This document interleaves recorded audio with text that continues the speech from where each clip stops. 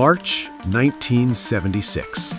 A freight train rolls through Chicago, carrying millions of dollars in secured cargo. It never stops. It's never attacked. No alarms are triggered. And yet, by the time it reaches its destination, millions are gone.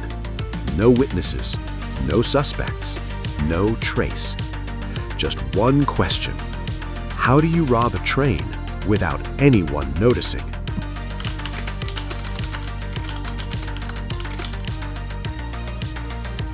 Chicago wasn't just a city. It was the beating heart of America's rail system. Every day, thousands of freight cars passed through its network, carrying everything from steel to cash. Among them were high-value shipments, quietly transported under layers of routine. No armored convoys, no heavy escort, because no one expected a moving train to be vulnerable. But someone was watching.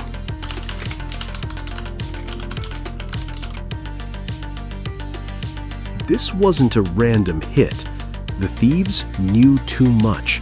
They knew which train to target, they knew what it was carrying, and most importantly, they knew when security would fail. Investigators later focused on one chilling possibility: an insider. Someone with access, schedules, cargo logs, security gaps. Someone who didn't need to break in, because they already knew the way.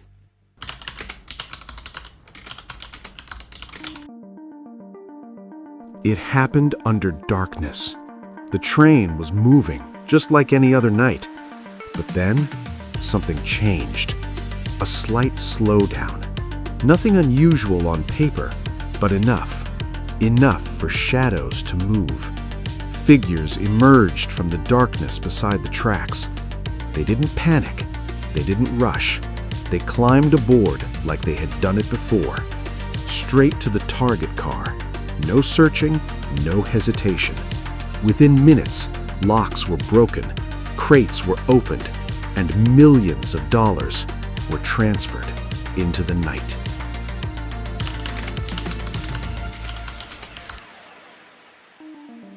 No gunshots, no alarms. The crew kept working, unaware that just a few cars behind them, a fortune had disappeared. The train never stopped. It reached its destination right on time, and that's when the truth was discovered.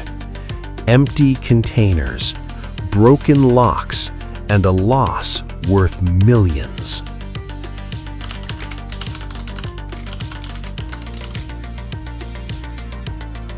The case triggered a federal response. Agents from the Federal Bureau of Investigation were called in almost immediately.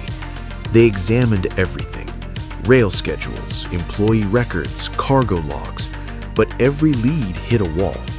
No fingerprints, no witnesses, no clear suspects.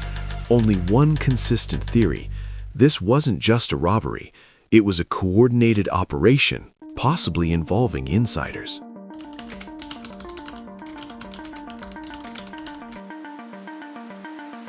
Some believe it was organized crime. Chicago in the 1970s still carried echoes of powerful criminal networks. Others believed something even more unsettling: that the people responsible were never on any suspect list because they were hiding in plain sight.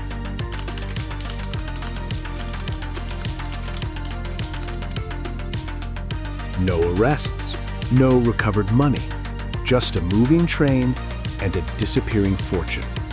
In the history of heists, some are violent, some are reckless, but the most dangerous ones are the ones you never see happening.